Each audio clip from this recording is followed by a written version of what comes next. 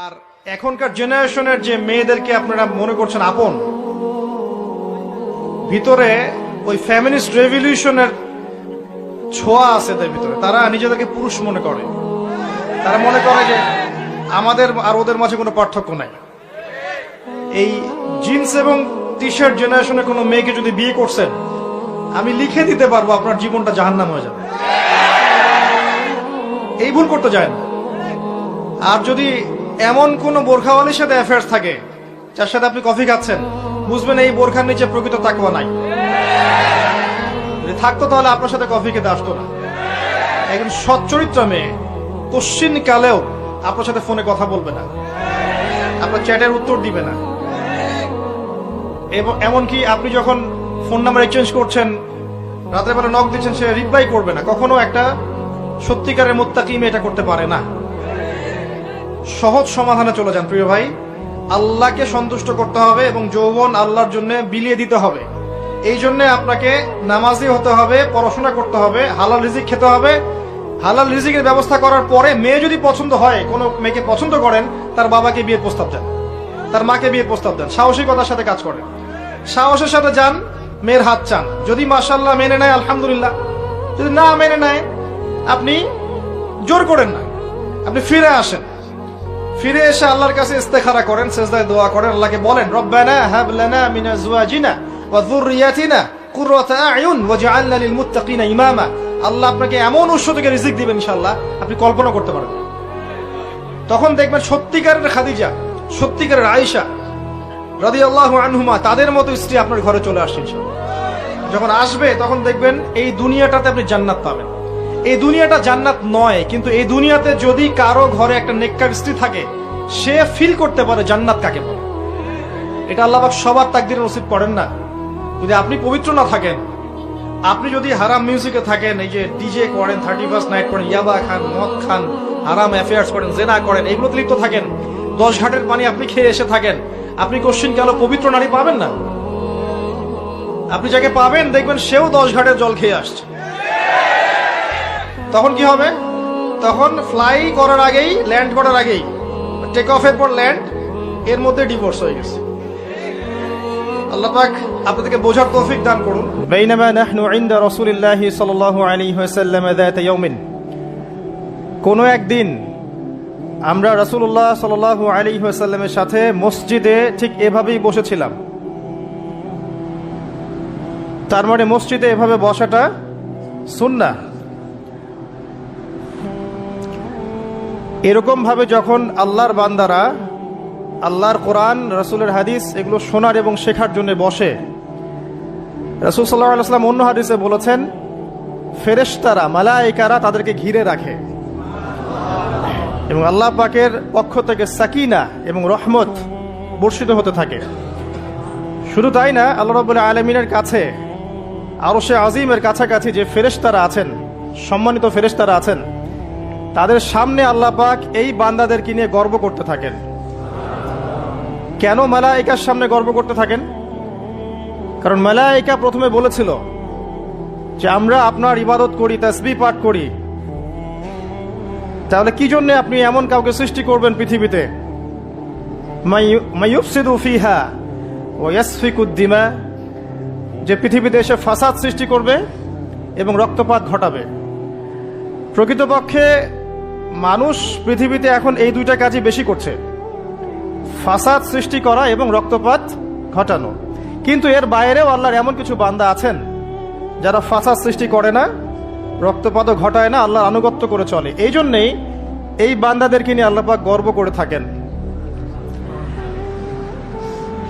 এছাড়াও রাসূল সাল্লাল্লাহু আলাইহি ওয়াসাল্লাম বলেছেন যে যখন জুমার দিন আসে, এই জুমার দিনে যদি কোনো ব্যক্তি সকাল সকাল গোসল করে, আর্লি মর্নিং গোসল করে, গোসল করার পরে তার উত্তম পোশাকটা পরিধান করে, আর গোসলটা করে ফরজ গোসলের মতো, আতর, সুগন্ধি, খুশবু তার সামর্থ্য অনুযায়ী ব্যবহার করে, এরপরে পায়ে হেঁটে হেঁটে মসজিদে আসে, বাহনে চড়ে নয়, পায়ে হেঁটে হেঁটে। যদি আপনি অনেক দূরে থাকেন সেটা আলাদা কথা। এবং ইমামের কাছাকাছি বসে, মসজিদে আসার পরে যতটুকু সম্ভব হয় সুন্নত পড়ে নিল, নফল পড়ে নিল, এরপর ইমামের কাছাকাছি এসে বসলো। ইমামের খুতবা শ্রবণ করে মনোযোগের সাথে। খুতবা শ্রবণ করার সময় কাউকে কষ্ট দেয় না। কাউকে কষ্ট দেয় না মানে হচ্ছে যে কেউ কথা বললে তাকে এতটুকু বলে না যে তুমি চুপ করো, কোনো কষ্ট দেয় না। ইমামের খুতবা শ্রবণ করে, নামাজ পড়ে ইমামের সাথে। এই ব্যক্তির আমল নামায় নবী সাল্লাল্লাহু আলাইহি ওয়াসাল্লাম বলছেন যে প্রত্যেক পদক্ষেপের বিনিময়ে 1 বছরের নফল নামাজ আর 1 বছরের নফল রোজার নেকি লেখা হয়। জুমার এই সমস্ত নেকি নষ্ট হয়ে যাবে যদি আমরা এখানে আদব রক্ষা করতে না পারি। ওমর রাদিয়াল্লাহু আনহু বলছেন, আমরা এভাবেই একদিন মসজিদে বসেছিলাম, হাত্তা তালা আলাইনা রাজুলুন, এমনকি আমাদের ভিতর দিয়ে একজন ব্যক্তি প্রবেশ করলো।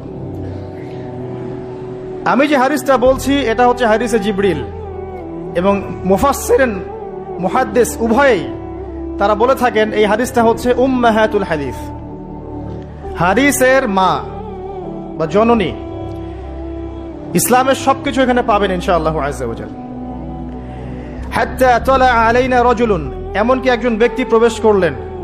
শাদীদুল বায়াদিস সিয়াব, তার কাপড়টা ছিল অত্যন্ত চকচকা, ধবধবে সাদা।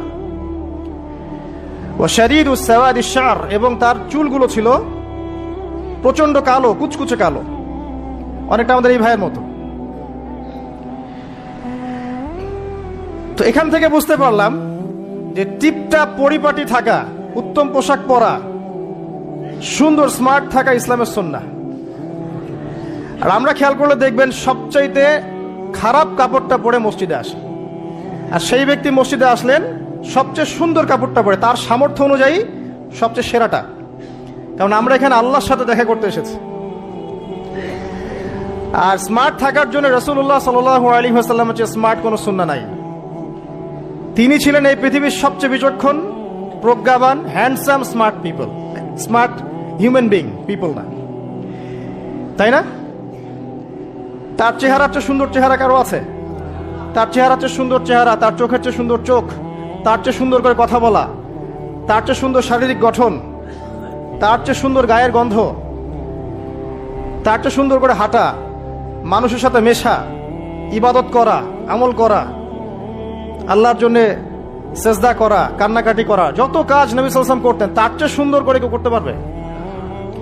তো আজকের যুব সমাজ নবী সাল্লাল্লাহু আলাইহি ওয়াসাল্লামের আদর্শবাদ দিয়ে অন্যান্য পশ্চিমা আদর্শ গ্রহণ করেছে, অথচ তারা বুঝতে পারে নাই সবচাইতে স্মার্ট পিপল হচ্ছেন, হিউম্যান বিং হচ্ছেন on the face of the earth রাসূলুল্লাহ সাল্লাল্লাহু আলাইহি ওয়াসাল্লাম। তো আমরা সবাই তার সুন্নাহ ফলো করতে পারি না? এই ব্যক্তি যখন মসজিদে আসলেন তার গায়ে ধবধবা সাদা পোশাক ছিল, আর সাদা পোশাক পরা নবী সাল্লাল্লাহু আলাইহি ওয়াসাল্লামের সুন্নাহ, তিনি এটা পছন্দ করতেন। চুল ছিল কালো, লা ইউরা আলাইহি আসারুস সাফার, তাকে দেখে মনে হচ্ছিল না যে সে সফর করে এসেছে, মানে কোনো ক্লান্তি নাই তার মধ্যে। আমরা মসজিদে আসলে ক্লান্ত হয়ে যাই, সমস্ত কাজকর্ম শেষ করে ক্লান্ত হয়ে মসজিদে আসে। আর তাদের সুন্নাহ ছিল তারা মসজিদে আসলে প্রাণ ফিরে পেতেন, আর আমরা মসজিদে আসলে ঘুমাই। এই যে আমি খুতবা দিচ্ছি, দেখবেন অনেকে ঘুমাবে। একটা আমল বলে দেই, যদি জুমার দিনে মসজিদে এসে ঘুম ঘুম লাগে তাহলে জায়গা চেঞ্জ করবেন, আপনি সরে যাবেন আরেক জায়গায়, আরেক ভাইকে ওই জায়গা দিবেন, দেখবেন ঘুম চলে যাবে ইনশাআল্লাহ। আর একটা দোয়া পড়বেন, আউযু বিকালিমাতিল্লাহি তাম্মাতি মিন শাররি মা খালাক, এই দোয়াটা পড়বেন, আউযু বিকালিমাতিল্লাহি তাম্মাতি মিন শাররি মা খালাক। লা ইউরা আলাইহি আসারুস সাফার, তাকে দেখে মনে হচ্ছিল না সে সফর করে এসেছে। ওয়ালা ইয়ারিফুহু মিন্না আহাদ, এবং তাকে আমাদের এই মদিনার কেউই চিনে না, আননোন একটা ফেস, অপরিচিত মানুষ, মনে হচ্ছে আকাশ থেকে টুপ করে পড়েছে। এই কথাগুলো কে বলছেন? ওমর রাদিয়াল্লাহু তাআলা। ওমর রাদিয়াল্লাহু আনহু খুবই বিচক্ষণ সাহাবী এবং খুবই দূরদর্শিতা সম্পন্ন, সূক্ষ্মদর্শী। এবার সেই ব্যক্তি হাত্তা জালাসা মা নবী সাল্লাল্লাহু আলাইহি ওয়াসাল্লাম, এমনকি সে এসে নবী সাল্লাল্লাহু আলাইহি ওয়াসাল্লামের সাথে বসে পড়লো। কিভাবে বসলো? ফাসনাদা রুকবাতাইহি ইলা রুকবাতাইহি, তার এই যে দুই হাঁটু তাশাহুদের সময় আমরা যেমন করে বসি এইভাবে হাঁটুর সাথে হাঁটু লাগিয়ে বসলেন। ওয়াদআ কাফাইহি আলা ফাখিজাইহি, এবং তার দুই হাত এটা নবী সাল্লাল্লাহু আলাইহি ওয়াসাল্লামের রান উরু এর উপরে রাখলেন। চিন্তা করেন, দৃশ্যটা চিন্তা করেন।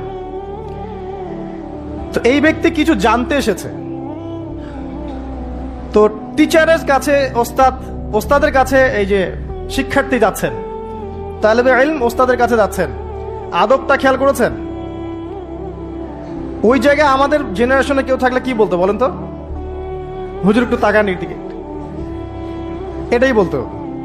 মুসাফা করে হুজুর একটু দোয়া করে নেওয়ার জন্য, একটু তাকান হুজুর, একটা ছবি নিব খালি। এই ব্যক্তি এই কাজ করলো না। ওস্তাদের সাথে কিছু জানতে আসলে, কাছে কিছু জানতে আসলে দিনের ব্যাপারে আদব রক্ষা করতে হয়, না হলে জ্ঞান পাওয়া যাবে না। আর জ্ঞান পেলেও দেখবেন সেটার উপর আমল করার সৌভাগ্য হচ্ছে না, জ্ঞান ভুলে যাবে না। খুব সেন্সিটিভ বিষয়গুলা।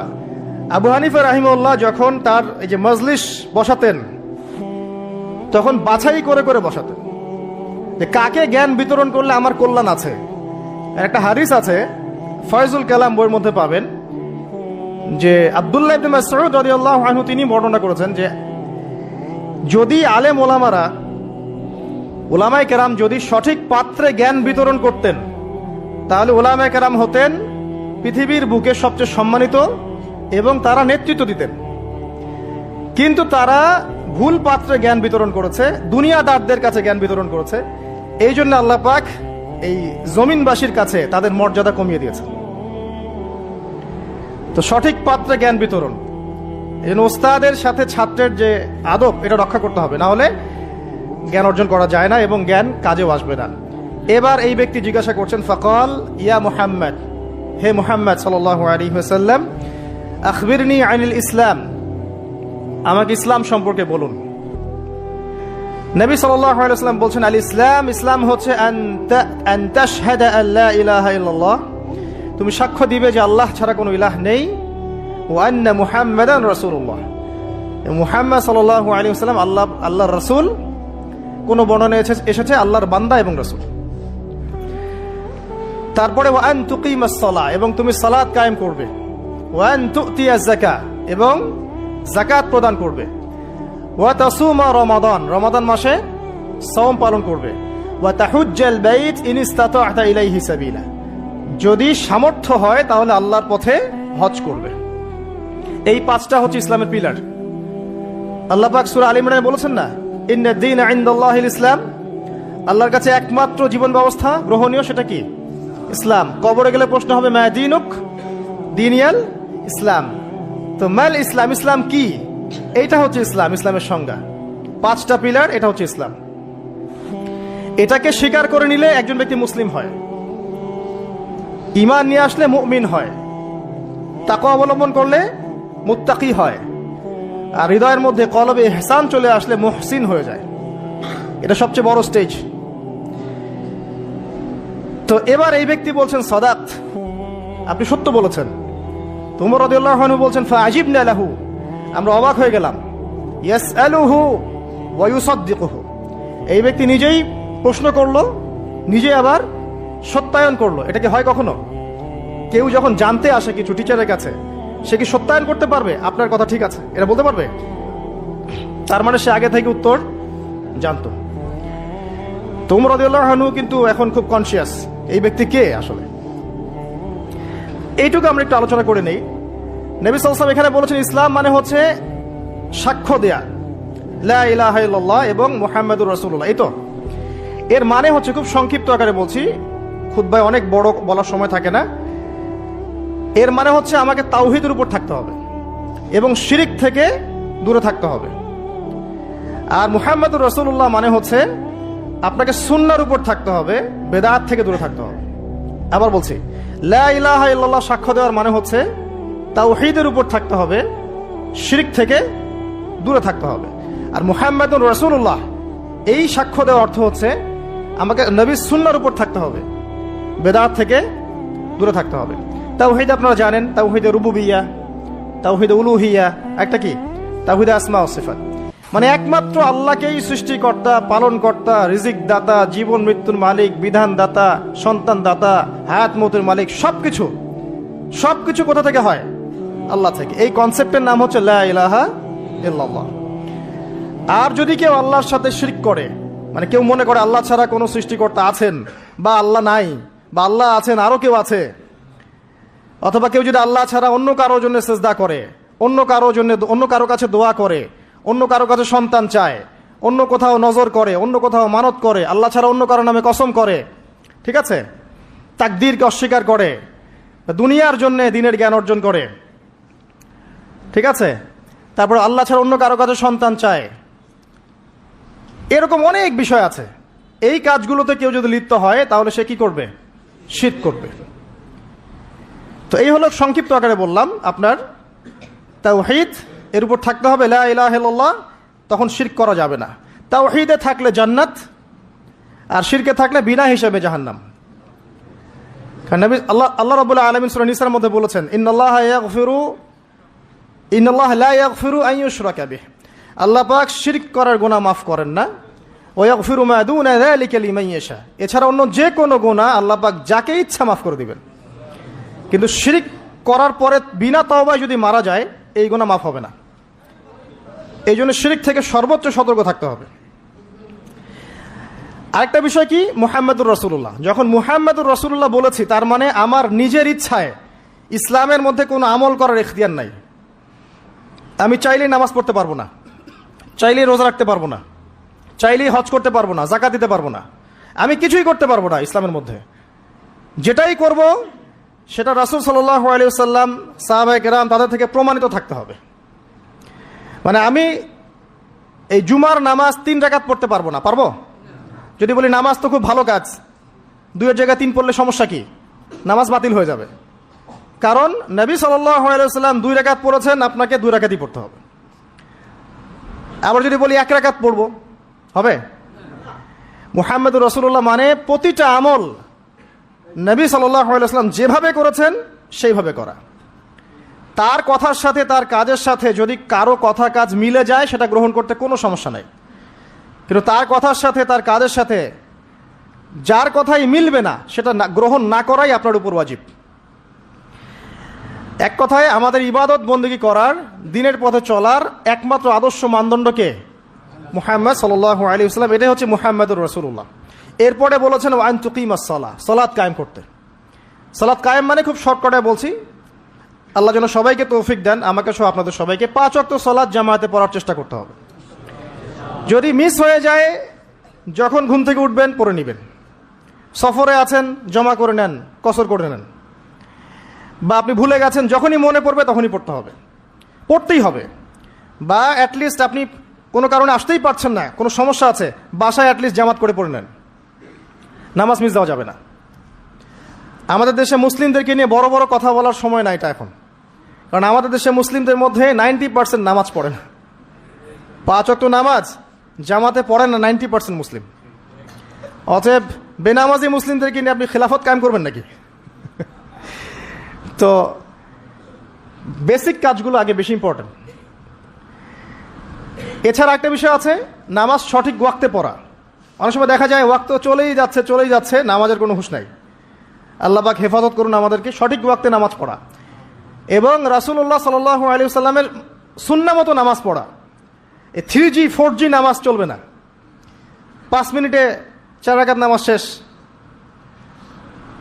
এটা রাসূলের সুন্নাহ ছিল না। কিন্তু একটা বিষয় হচ্ছে জায়েজ হয়ে যাবে, একটা হচ্ছে সুন্নাহ, দুটার মধ্যে অনেক পার্থক্য আছে। কুলি না করলে ওযু হবে না, কুলি যদি না করি ওযু হবে না। অজুর ফরজের মধ্যে কুলি আছে, কুলি না করলে ওযু হয়ে যায়, কিন্তু সুন্নাহ মতো ওযু হবে না, হবে? তো একটা জিনিস হচ্ছে জায়েজ, একটা হচ্ছে সুন্নাহ। আপনি কোনটা নেবেন? সুন্নাহ। মুহাম্মদুর রাসূলুল্লাহ কে বলেছে? আমরাই তো বলেছি। অতএব প্রত্যেকটা কাজ তার সুন্নাহ মতো হতে হবে। তিনি নামাজ পড়তেন ধীর স্থির ভাবে, তাই না? তাড়াহুড়া করে, ধীর স্থির ভাবে, সূরা কেরাত ঠিক মতো করে, রুকু সেজদা সুন্দর মতো করে, খুশু হুজুর সাথে, বিনয়ের সাথে। এইভাবে সালাত পড়ার পরেই দেখবেন এই জাতি সফলতা অর্জন করছে, তার আগে হবে না। এরপরে বলেছেন নবী সাল্লাল্লাহু আলাইহি ওয়াসাল্লাম জাকাতের কথা, ওয়া আন তুতিয়াজ যাকাত। জাকাত কেন? কারণ ইসলামিক, মনে রাখবেন, ইসলামিক ইকোনমিক্স এর বেইজ হচ্ছে জাকাত, সাদাকা, আপনার হালাল ব্যবসা, কৃষিভিত্তিক অর্থনীতি।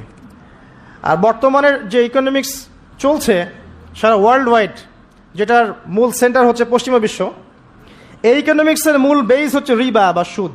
দেখেন, সম রাখা অবস্থায় কিন্তু আমরা মিথ্যা খুব একটা বলি না, চিটিং করি না, করতে গেলে মনে বাধা আসে, তাই না? মানুষকে ঠকাই না।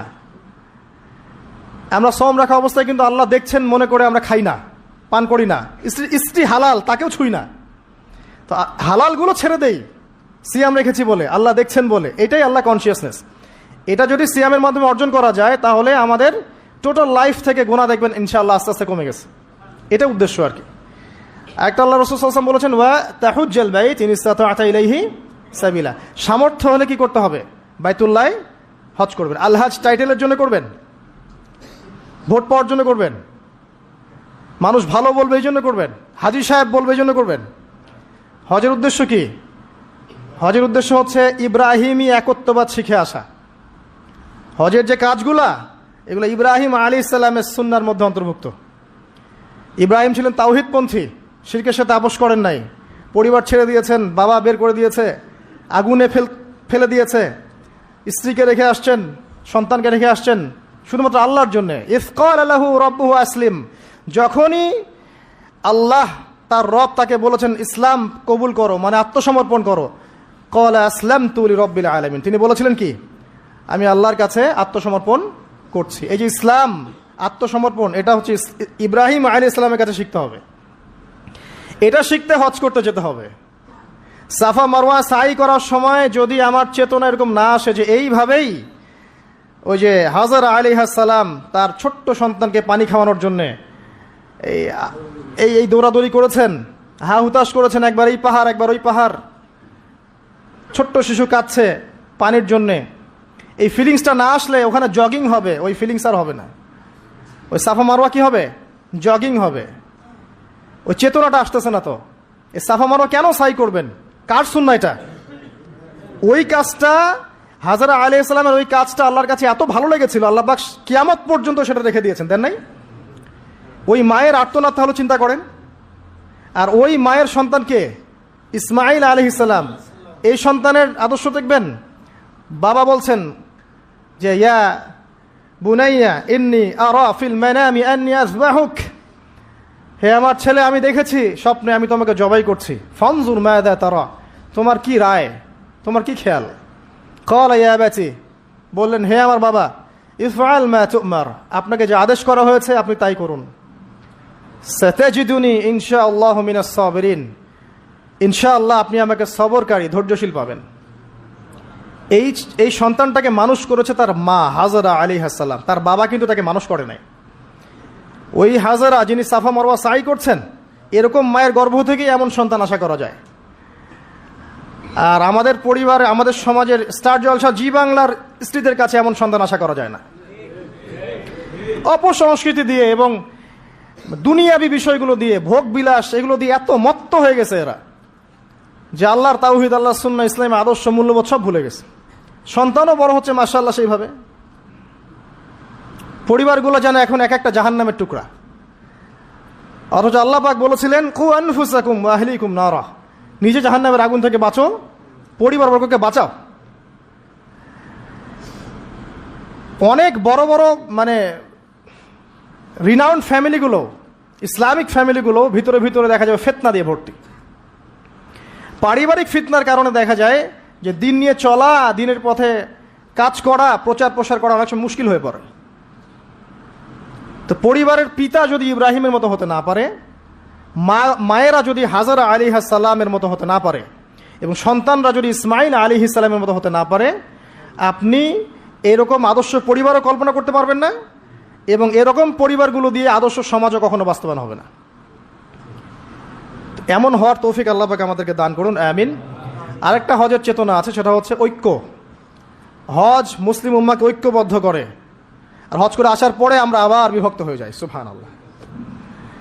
হজের মধ্যে হানাফি, আহলে হাদিস, দেওবন্দি, বেরলবি, আটরশি, চরমনা, এগুলো মারামারি হয় না? হজে হয় না? হজে সবাই এক হয়ে যায়, মাশাআল্লাহ। আর যখনই দেশে আসি বা যে যার জায়গায় চলে যাই, আবার যে যার মত পথ ধরি, তাই না? এতে করে উম্মার উপকার হচ্ছে। আমরা যত ছোটোখাটো মাসলা মাসালগুলো নিয়ে যখন আমরা মসজিদগুলো ভাগ করছি, এতে আমাদের উম্মার উপকার হচ্ছে, তাই না? মুহাম্মদ সাল্লাল্লাহু আলাইহি ওয়াসাল্লাম খুশি হবেন আমাদেরকে দেখলে কিয়ামতের মাঠে, হাউজে কাউসারের পানি দিবেন, আমাদের জন্য খাতির যত্ন করবেন। আল্লাহ বোঝার তৌফিক দান করুন। উম্মার সবচেয়ে দুঃখজনক জায়গাটা হচ্ছে অনৈক্য। মনে অনৈক্য কিন্তু বাইরে না, হৃদয়ে অনৈক্য, হিংসা, বিদ্বেষ, গীবত, তহমত এবং পরশ্রী কাতরতা, এগুলোতে ভরে গেছে হৃদয়টা। এই কলিজাগুলো যদি আল্লাহ পাক দেখাতে পারতেন সমাজে তুলে, দুর্গন্ধে কেউ ধার কাছে যেতে পারতো না। এই কলিজাগুলো যদি আল্লাহ পাক বের করে দেখাতেন সমাজে, এই দেখো অমুকের কলিজা এমন, দুর্গন্ধে কেউ ধার কাছে যেতে পারতো না। আত্মশুদ্ধি অর্জন করা ব্যতীত ইসলামের অন্যান্য আমলগুলো অন্তঃসার শূন্য। আল্লাহ পাক বোঝার তৌফিক দান করুন, আমিন। এবার এই ব্যক্তি দ্বিতীয় প্রশ্ন করেছে, ইয়া মুহাম্মদ আখবিরনি আনিল ঈমান, আমাকে বলুন ঈমান কাকে বলে? নবী সাল্লাল্লাহু আলাইহি ওয়াসাল্লাম বলছেন, আল ঈমান, ঈমান হচ্ছে আন তুমিনা বিল্লাহ, তুমি আল্লাহর প্রতি বিশ্বাস করবে, এক নাম্বার। ওয়া মালাইকাতিহি, তার ফেরেশতাগণের প্রতি বিশ্বাস করবে। ওয়া কুতুবিহি, তার কিতাব সমূহের প্রতি। ওয়া রুসুলিহি, তার রাসূলগণের প্রতি। ওয়াল ইয়াউমিল আখির, পরকালের প্রতি। ওয়াল কদরি খায়রিহি ওয়া শাররিহি, তাকদীরের ভালো মন্দের প্রতি। আল্লাহর প্রতি ঈমান তো বোঝেন, যেটা বললাম তাওহীদ, ওটাই আল্লাহর প্রতি ঈমান। দুই নাম্বার হচ্ছে মালায়েকা, ফেরেশতাদের প্রতি বিশ্বাস করেন তো? সবাই বিশ্বাস করে না। এখনকার জেনারেশনে মানুষ এলিয়েনে বিশ্বাস করে, ফেরেশতায় বিশ্বাস করে না। বাসা থেকে যখন বের হয়েছেন, বিসমিল্লাহি তাওয়াক্কালতু আলাল্লাহ লা হাওলা ওয়ালা কুওয়াতা ইল্লা বিল্লাহ, সাথে সাথে ফেরেশতা আপনার সাথে চলে আসছেন। রাত্রেবেলা যখন ঘুমানোর সময় পড়েছেন আল্লাহু লা ইলাহা ইল্লা হুয়াল হাইয়ুল কাইয়ুম, এখান থেকে শেষ পর্যন্ত আয়াতুল কুরসি, একজন ফেরেশতা আল্লাহর পক্ষ থেকে আপনাকে পাহারা দিয়েছে। আপনার ডানে বামে দুজন ফেরেশতা আছেন, কিরামান কাতিবিন ইয়ালামুনা মা তাফআলুন। কবরে ফেরেশতা আসবে, মৃত্যুর সময় ফেরেশতা আসবে। আল্লাহ রাসূল সাল্লাল্লাহু আলাইহি ওয়াসাল্লাম যখন মেরাজে গিয়েছেন, বাইতুল মামুরে ফেরেশতা দেখেছেন, তার কাছে জিবরাইল আলাইহিস সালাম আসতেন, ওহী নিয়ে এসেছেন। ফেরেশতার তার কাছে এই ফেরেশতার 600-র মতো পাখা ছিল। আল্লাহ পাকের এমন ফেরেশতা আছেন যার একটা ফুৎকারে এই মহাবিশ্ব ধ্বংস হয়ে যাবে অচিরেই। আন তুমিনা বিল্লাহি ওয়া মালাইকাতিহি, তার ফেরেশতা মণ্ডলীর প্রতি বিশ্বাস স্থাপন করবে। এই মসজিদের চারপাশ ফেরেশতা ঘিরে রাখছেন, এই ঈমান রাখতে হবে। আপনি দেখতে পারবেন না, সবকিছু বাহ্যিক দৃষ্টিতে দেখা যায় না। এটা সায়েন্স বিশ্বাস করুক আর না করুক, ফেরেশতার অস্তিত্ব অবশ্যই আছে। বিশ্বাস না করলে ঈমান থাকবে না। আর একটা বিষয় হচ্ছে ওয়া কুতুবিহি, আসমানি সমস্ত কিতাবে বিশ্বাস করা। আমরাই একমাত্র জাতি, ভালো করে মনে রাখবেন, আমরা মুসলিমরাই একমাত্র জাতি যারা তাওরাত, জাবুর, ইনজিল সহ যত আসমানি কিতাব আছে সবগুলোর প্রতি ঈমান রাখি। ইহুদিরা কি কোরআনে বিশ্বাস করে? নাসারারা কি কোরআনে বিশ্বাস করে? আমরা ওদের তাওরাতেও বিশ্বাস করি, জাবুরেও বিশ্বাস করি। তো কারা অসাম্প্রদায়িক? এই যে একটা ট্যাগ লাগিয়ে দেওয়া হচ্ছে এখন, তাহলে কারা অসাম্প্রদায়িক? ওয়া রুসুলিহি, প্রত্যেকটা রাসূলকে আমরা বিশ্বাস করি। আল্লাহর পক্ষ থেকে যত রাসূল এসেছেন সবাইকে কি করি? আমরা বিশ্বাস করি। লা নুফাররিকু বাইনা আহাদিম মিনহুম, তাদের কারো মাঝে আমরা কোনো পার্থক্য করি না। আমরা মূসা আলাইহিস সালামকে মানি না, ঈসা আলাইহিস সালামকে মানি না, এবং ফলো করি মুহাম্মদ সাল্লাল্লাহু আলাইহি ওয়াসাল্লামকে, কারণ তিনি আমাদের সর্বশেষ নবী এবং সবচেয়ে নিউ এডিশনটাই তো মানুষ নিবে, তাই না? তিনি সবচেয়ে নিউ এডিশন এবং ফাইনাল টেস্টিমেন্ট, এই জন্য আমরা তাকে ফলো করি। আমরা অনেক স্মার্ট। কিন্তু ইহুদিরা কি মুহাম্মদ সাল্লাল্লাহু আলাইহি ওয়াসাল্লামকে মানে? খ্রিস্টানরা কি মুহাম্মদ সাল্লাল্লাহু আলাইহি ওয়াসাল্লামকে মানে? তাহলে কারা সাম্প্রদায়িক, কারা অসাম্প্রদায়িক? আমরা সবাইকে মানি, প্রত্যেক আসমানি কিতাবে বিশ্বাস করি, প্রত্যেক নবী রাসূলকে বিশ্বাস করি। এবং ইসলাম সবচেয়ে উদার নৈতিক ধর্ম। এর চেয়ে উদার নৈতিক মানবতাপ্রেমী কোনো ধর্ম নাই পৃথিবীতে। এবং এটা একমাত্র রিলিজিয়ন যেখানে প্রত্যেকটা বিষয়ের সমাধান আছে। আপনি মানেন আর নাই মানেন, কেউ বাধ্য করেনি। মানলে আপনি আল্লাহর আনুগত্য করবেন এবং জান্নাতে যাবেন ইনশাআল্লাহ।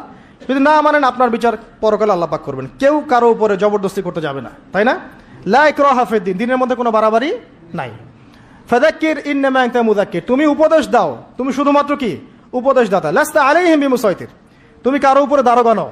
জাস্ট মেসেজ পৌঁছে দেয়া, মানলে মানবে, না মানলে না, সিম্পল। এর জন্য কি বোমাবাজি করতে হবে? রাষ্ট্রের মধ্যে অরাজকতা সৃষ্টি করতে হবে? হিন্দু মুসলিম মারামারি করতে হবে?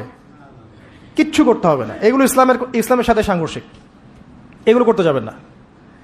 বরং এইসব কাজের কারণে ইসলাম ক্ষতিগ্রস্ত হয়, মুসলিমরা ক্ষতিগ্রস্ত হয়। মুসলিমদের সবচেয়ে বেশি দরকার এখন পড়াশোনা করা, পড়াশোনা করা, জ্ঞান অর্জন করা। জ্ঞান অর্জন করতে থাকেন, ইনশাআল্লাহ আল্লাহ আপনার হৃদয়ের চোখ খুলে দেবে ইনশাআল্লাহ। আল্লাহ পাক সবাইকে পরিপূর্ণ জ্ঞান অর্জন করা তৌফিক ইনায়াত করুন, আমিন।